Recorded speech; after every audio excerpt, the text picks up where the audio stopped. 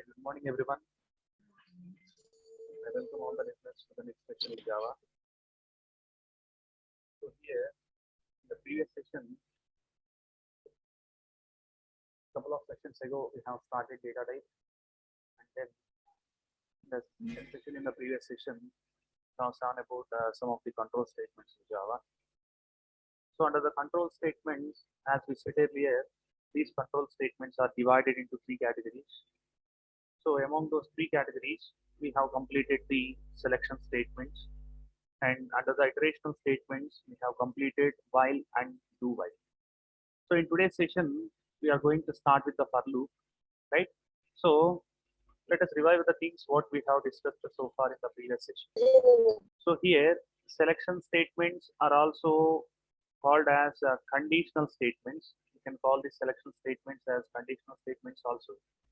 And the iterational statements can also be called as looping statements. So looping statements can also be called as iteration statements, right? So under the conditional statements, we have if else, nested if, and if else ladder, etc.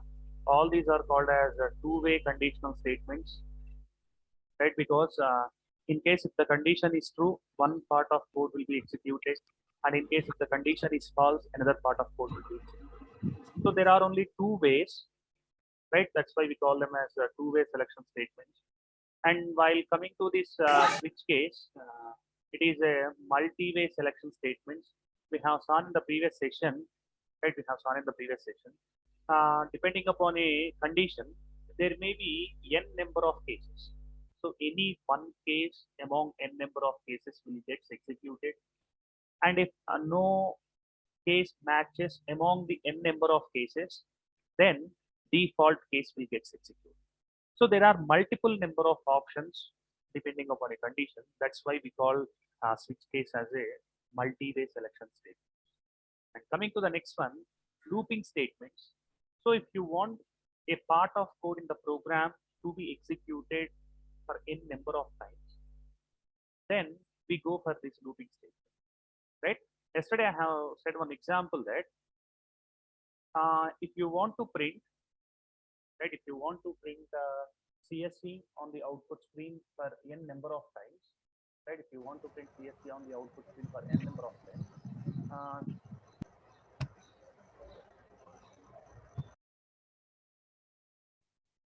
so you can write this statement system.out.println of CSV. So it will print, this program will print a CSV on the output screen for one time. For example, if I want to print the CSV on the output screen for 5 times, right, for 5 times, then what I have to do is I have to write the statement for 5 times. And similarly, if I want to print the same CSV on the output screen for 1,000 times, what I have to do? I need to write all these system.out.println of CSV for 1,000 number of times. So it will increase the length of code, and at the same time it is a time-based process, right? So here what we have to do here is, if I want to print CSV on the output screen for 10 times, simply if I am able to execute this instruction for 10 or 5 number of times, then CSV will be printed on the output screen for given n number of times. So if I want to print CSV on the output screen for 5 times, if I am able to execute the same statement again and again for 5 times, then CSV will be printed on the output screen for 5 times. If I want to print it 10 times, if I am able to execute the statement for 10 times, then the CSV will be printed on the output screen for 10 times. So here, what we are doing is we are executing the same statement, or we are executing this particular block, right? We are executing this particular block for n number of times. That n may be a 5, or n may be 10, or n may be 500, etc. So this concept is called as iteration. What we are doing is we are executing the same part of code again and again. So it is called as iteration. So the statements which support iteration are called as iterational statements, right? The statements which support iteration are called as iterational statements. So among the iterational statements, we have while, do while, and for, while, do while, and for. Both this while and for loop are called as pre-test iteration loop, whereas this do while is called as post-test iteration loop. Right? Do while is called as post-test iteration loop. So, what is the difference between pre-test and post-test in the sense? Here, if there is a block of code, let us consider this is a block of code what we have. If there is a condition here, and only after the condition is true, then if the condition is true, then the body of the loop is getting executed. It is called as pre-test. In case if the condition is after the block, so that first the body of the block will get executed and then condition verification will be done at last. It is called as post-test, right? So in case of while and for loop, condition checking will be done first. After the condition is true only, then the compiler is going to execute the block of code. But in do while, first the block of code will get executed and then condition checking will be done. So let us see the difference between all these three things. Here I have defined a variable int, something called as int a equal to 1 or int a equal to 0, right? So first I want to print the CSC on the output screen for 5 times, right? I want to print the CSC on the output screen for 5 times on the output screen by using while, do while, and for. While a greater than 5, right? While a greater than 5, right? Inside this block, I want to increment a by 1, right? A by 1. So if I execute this one,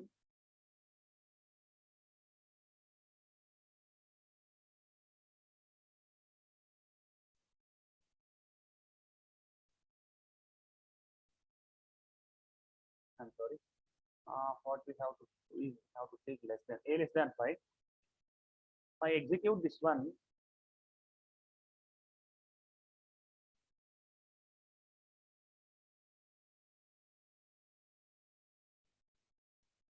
see here, it has printed CSC on the output screen for 5 times.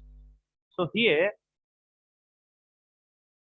whenever this line was executed, immediately a 4 bytes of space will be created in the main memory where the name of the space is A and the value inside this A is 0.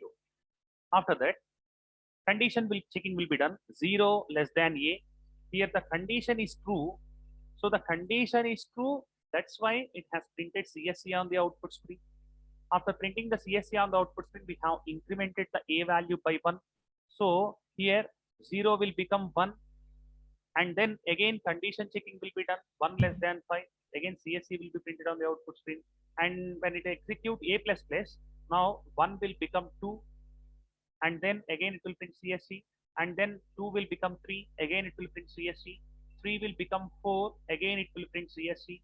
And whenever 4 will become 5, then the condition is here is that 5 less than 5. So here the condition is false. That's why it will never enter into the block whenever the condition fails. It will just come out of the loop. So that's why it has printed CSC for 5 number of times, right? So here what happens if you take greater than 5 means the value of A is initially 0, 0 greater than 5. The condition is false. That's why we don't get any output when we take A greater than 5, right? So if you write the same thing, by using do while loop, right? If you write the same thing by using do while loop, you can see here, just compile and run the code. If you run the code, even though the condition fails, it has printed CSC for 1 time on the output. See here, whenever this particular statement got executed, as I said earlier, 4 bytes of memory space will be created. The name of the memory space is A, and 0 will be the value inside that memory space. So after that, CSC will be directly printed on the output screen. After printing CSC, the A value will get incremented to 1. So this 0 will become 1. 0 will become 1. And then we are checking the condition while 1 greater than 5. So the condition is false. Condition is false. That's why it will never iterate the loop. It will iterate the loop only when the condition is true. So here, the difference between while and do while is that while will execute the block after the checking the condition is true. So here, in case of while, condition checking will be done. If the condition is true, it is going to execute the block. And in case of do while, first block is going to be executed and then condition checking will be done. In case if the condition is true, it will again execute the block. In case if the condition is false, it will just come out of the loop. So that is in do while loop, right? In do while loop, independent of the condition, whether the condition is true or the condition is false, anything it may be, the body of the loop will get executed at least once, because first time the body of the loop gets executed, after that only we are going to check the condition. If the condition fails, we just get out of the loop, and if the condition is true, we just again execute the body of the loop. So irrespective of the condition, do while loop will execute the body of the loop at least once. So what we have to do in case of for loop? So in case of for loop, right? In case of for loop, for right, you can initialize the value first, a equal to 0, and then you have to write the condition a less than 5, and then increment the value of a. What will happen here is, first initialization will be done. After that, condition checking will be done. In case if the condition is true, then the body of the loop will get executed. So in case the condition is true, body of the loop will get executed, right? And then after executing the body of the loop, increment or decrement will be done. So this is the execution process of the for loop. First initialization, second condition checking. If the condition is true, it will execute the body of the loop, and after executing the body of the loop, again the value will get incremented. After incrementing, again it is going to check the condition.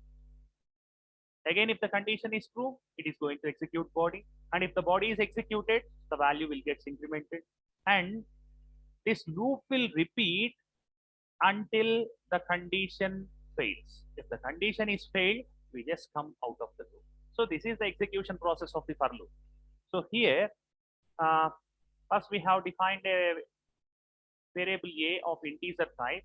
So 4 bytes of space and the value is 0. And again, during the initialization also we have kept the value 0 inside a. So there is no problem here. And then we have checked the condition a less than 5. So 0 less than 5. So condition is true. If the condition is true, as we said earlier, CSC will be printed on the output screen.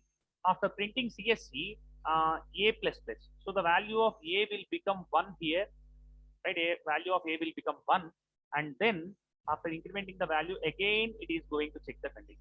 1 less than 5, again true, again it will print CSC, and then 1 will become 2, 2 less than 5, again it will print CSC. So this is the way how this for loop will get executed, right? So here for loop is also called as a pre-test iteration loop, because condition checking will be done first. After the condition is true only, we are going to enter into the body of the loop. If this condition fails, we never enter into this body of the loop. We just come out of the loop in case the condition is false, right? So next one. And the third one is jump statements. So under the jump statements, we have break, continue, and return. So let us see each and every jump statement in detail. So here, for example, it is going to print the value of a. So for example, it is going to print the value of a. So here, a value will be in between 0 to 5. Let us consider 0 to 5. So let us take a less than or equal to 5. So see here, initially the value of a is 0. After the first iteration, the value of a will become 1. After the second iteration, the value of a will become 2, and then a will become 3, and then a will become 4, and then the value of a will become 5 finally. So here if we execute this code, numbers from 0 to 5 will be printed on the output screen. See here, it has printed the numbers from 0 to 5. Whenever after printing the value of 5, when we call a plus plus, the 5 will become 6, and when we check the condition 6 less than or equal to 5, the condition fails and it will not print the value of 6 on the output screen. See here, inside this one, if I have written a condition that if a equal to 3, so what I am going to do is, if a equal to 3, I am calling break statement, right? If a equal to 3, I am calling this break statement.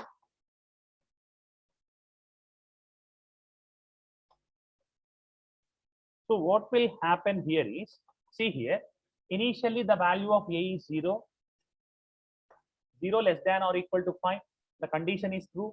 So 0 will be printed on the output screen, and we are going to check another condition, a equal to 3. Initially the value of a is 0, so 0 equal to 3. So the condition is false, so it will not execute this break statement. After that, a will become 1, 1 not equal to 3, and a will become 2, 2 will be printed on the output screen, 2 not equal to 3, and a will become 3, 3 will be printed on the output screen. In case if the value of a is 3, the value of a is 3, in case if this condition is true, then break is going to be executed. Whenever the compiler encounters the break statement inside the loop, then what the compiler is going to do is, the compiler just come out of the loop.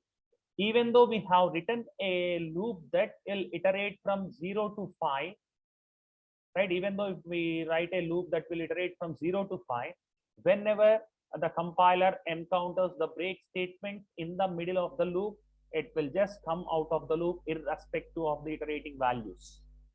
See here, when we write a code like this, this will print the output of 0, 1, 2, 3 over the output screen. See here.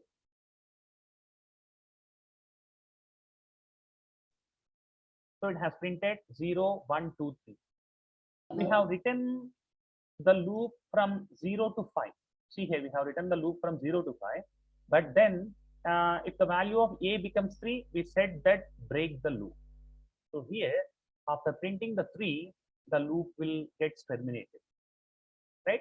So similarly, what this break is doing is, it is just terminating the loop. It is just terminating the loop. And let us see what will happen in case if we use continue statement in case of break, right? Continue statement, what this continue will do is, right? What this continue will do is, it will skip the current iteration. So let us see. Let us use this code here. Let us write the system.out.println here, so that you will understand continue betterly, right? So here, initially the value of a is 0. Then we check the condition 0 less than or equal to 5. So 0 less than or equal to 5, the condition is true. And then we are checking 0 whether a is equal to 3 or not. So a is not equal to 3 because the initial value of a is 0. So continue will not get executed. After that, we have written system.out.println of a. So 0 will be printed on the output screen, and then a will become 1, 1 will be printed on the output screen. A will become 2, 2 will be printed on the output screen. Whenever a becomes 3,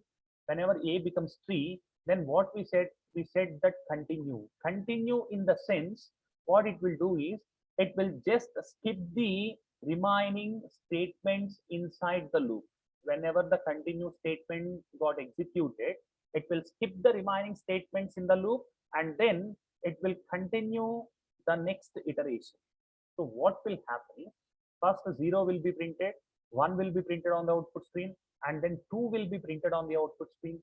Whenever the a value becomes 3, the condition is true. That's why it is going to execute continue. So continue in the sense what it is going to do is it is going to skip the execution of remaining statements in the loop. So this is the loop. So inside the loop, continue is here. After that, we have only one statement that is printing the value on the output stream. So 3 will not be printed because whenever a equal to 3, we have set to continue. So 3 will not be printed on the output stream, and then it will iterate the loop. Now a will become 4, a will become 4, and 4 will be printed on the output stream, and then a will become 5, 5 will be printed on the output stream. Whenever after printing the 5, a will become 6. Whenever the value of a is 6, we have said that 6 less than or equal to 5, where the condition is failed. That's why it just come out of the loop, right? So here the main difference between break and continue is that whenever the compiler encounters the break statement, it just terminates the loop. Whenever the compiler encounters the continue statement, it just skips the current iteration of the loop. So if we use break statement here, it is going to print only 0, 1, 2 numbers. Whenever the value of a is 3, we set break. That means we are going to terminate the loop. And when we use the output of the break statement, it just prints 0, 1, 2 on the output stream. Because when the a value is 3, we set break the loop. And then if we use continue here, only 3 will not be printed on the screen. Other than 3, every number will be printed on the screen. So whenever the value of a is 3, the compiler is going to skip the remaining lines of this code, right? Next one. So this is all about these jump statements. And the next one is operators in Java. So here, so most 90% of the operators in Java are similar to the operators in C programming language. So here, these are the names of the operators in Java programming language. The first and important operators are arithmetic operators. Second one is logical. Third one is unary operators. Fourth one is assignment. Fifth one is ternary operators. Sixth one relational. Seventh one bitwise operators, and eighth one shift operators. So remember all these names, and I think you all are familiar with these names in while studying in C programming language and in C++ programming language, right? So let us see these operators in detail. So here in this slide, we have covered about 5 operators, right? See, we have covered here about 5 operators. See the first one. Under arithmetic operators, all the arithmetic related operations can be done by using these arithmetic operators. So arithmetic operations in the sense addition, subtraction, multiplication, division, and modulo division. So if you want to add 2 variables, then just keep addition operator in between those 2 variables. Or if you want to subtract one variable from another, keep the subtraction operator between those 2 variables. So let us see here. For example, there are 2 variables, int a equal to 10, comma b equal to 20, comma c. What I want to do here is I want to add these 2 values. If I want to add these 2 values, what I have to do is I just keep this arithmetic addition operator between these 2 variables, right? If I keep this arithmetic operator between these 2 variables, the values in those 2 variables will get added, and then I am going to print the result of this addition on the output screen. See here, 30 will be printed on the output screen. So similarly, if you want to subtract from one variable to another, just keep minus in place of addition operator, and if you want to add, just keep asterisk symbol, or if you want to divide, slash, and if you want to modulo divide, just keep a percentage symbol in between a and b variables. So this is how these arithmetic operators will do operations in the program. So remember all these things: addition, subtraction, multiplication, division, and modulo division comes under these arithmetic operators. And coming to the next type of operators, assignment operators. So assignment operators, in the sense, assignment operators can be categorized into simple assignment operators and we can say complex assignment operators. Here it is the simple assignment operator. All the remaining are complex assignment operator. So how we get complex assignment operators in the sense when we combine this simple assignment operators with among any one of these arithmetic operators, then it will become complex assignment operator. So let us see what is the difference between a simple assignment operator and a complex assignment operator in detail. So see here this is called as simple assignment operator.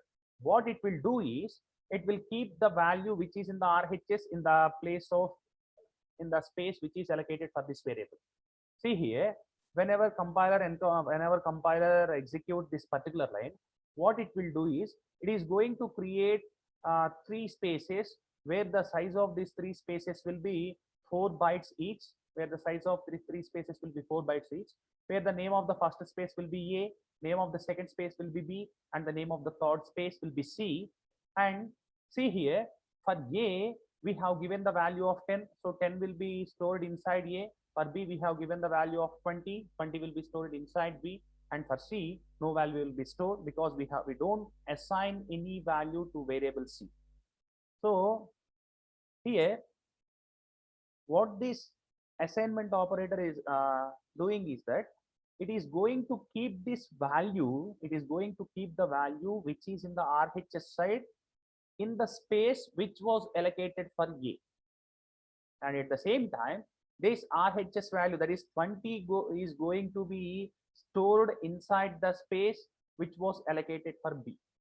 So it is called a simple assignment operator.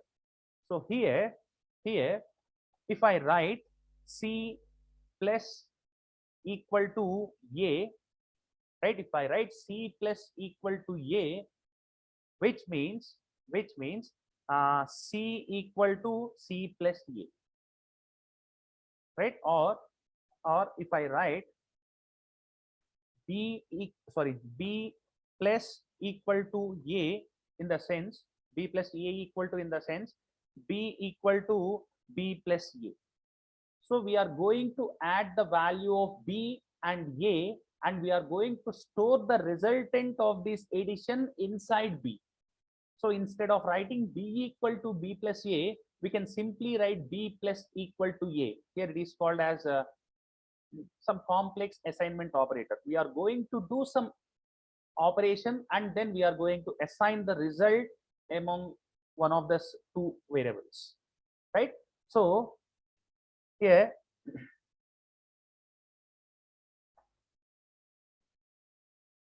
let us see the output of this code.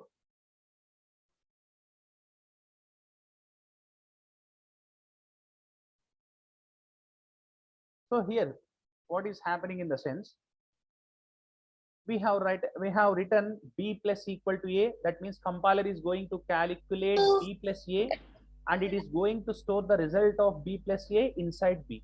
So if I print B, initially the value is 20. Now the value of B will get increment will be updated to 30 because B is going to store 20 plus 10. So 30 will be stored inside B. So similarly, when we write B minus equal to A, which means B equal to B minus A. When we write B star A or B asterisk A, which is equal to B equal to B into A. So let us see the output of this one, which means the value of B will be 200, right? So this is how the assignment operators will be, right? These are called first one is called a simple assignment operator and the remaining are called as we can call them as some complex assignment operators because it is a combination of simple assignment and one arithmetic operator. And then comparison operators. So among these comparison operators we have equal to, not equal to, greater than, less than, greater than or equal to, less than or equal to, etc. What these things will do is these comparison operators is going to compare, right? These operators is going to compare the two variables. For example, here what we have done is, for example, I am going to print triply on the output screen. When I am going to print triply on the output screen in the sense, if A equal to B I'm going to print triply on the output screen. So if the value of A is equal to value of B, then I'm going to print triply. So here it is assignment operator. Just keep the difference in your mind. It is assignment operator. It is comparison operator. If you use double equal to, that means we are going to compare the LHS value and RHS value. If we use single equal to, which means we are going to assign the RHS value to the LHS variable, right? So here, if A equal to B, then it is going to print triply, right? So here the value of A is 10, the value of B is 20. So no output will be printed on the output screen because we are testing both the values, right? We are testing both the values. If we use A not equal to B, if we use A not equal to B, then it is going to print triply on the output screen. Because if A not equal to B in the sense 10 not equal to 20, the condition is true. So if the condition is true, that's why it is going to print triply on the output screen. So similarly, along with this equal to and not equal to, we have greater than, less than, greater than or equal to, and less than or equal to, etc. For example, I want to print the value, I want to print triply on the output screen when the A value is less than B, then definitely this program is going to print triply on the output screen because the value of A is 10 and the value of B is 20. If I want to print the triply on the output screen when the value of A is greater than B, now no output will be printed on the output screen because here the condition is fails. That's why it is not going to execute this statement, right? And then next one, logical operators. So logical operators, what these logical operators will do is, it is going to combine two or more conditions. For example, here I want to print triply on the output screen, right? I want to print triply on the output screen when A is greater than B and B is greater than C, right? So here we are not allowed to write like this, A greater than, B greater than, C. So if we write like this,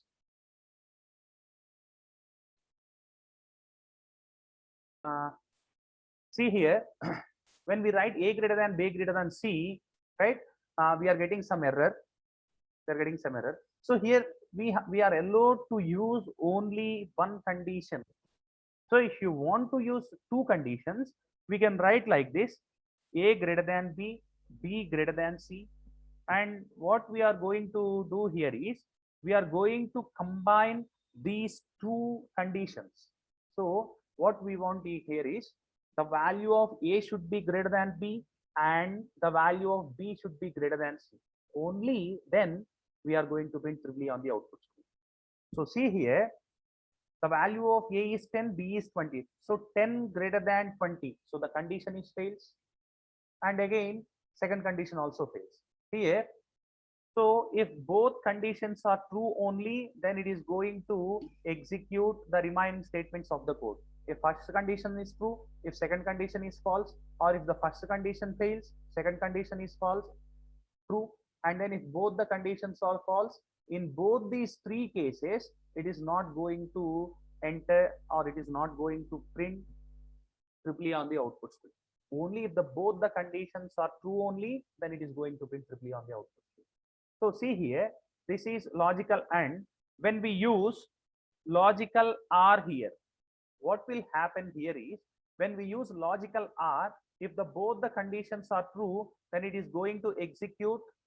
If first condition is true and second condition is false, then also it is going to execute. If first condition is false, second condition is true, then also triply is going to be printed on the output screen. If both conditions are fails, then no output will be printed on the output screen. So if we use AND symbol, which states that we need to have both the conditions true in order to print triply on the output screen. When we use OR symbol, we are seeing that any one condition is true, then we are going to print triply on the output. See here, if I write A greater than B and B greater than C here, and when I use this double ampersand symbol, when I use double ampersand symbol in between these two, in between these two, then no output will be printed on the output screen. See here, if we write C greater than B, small letters, C greater than B, and if I execute the code,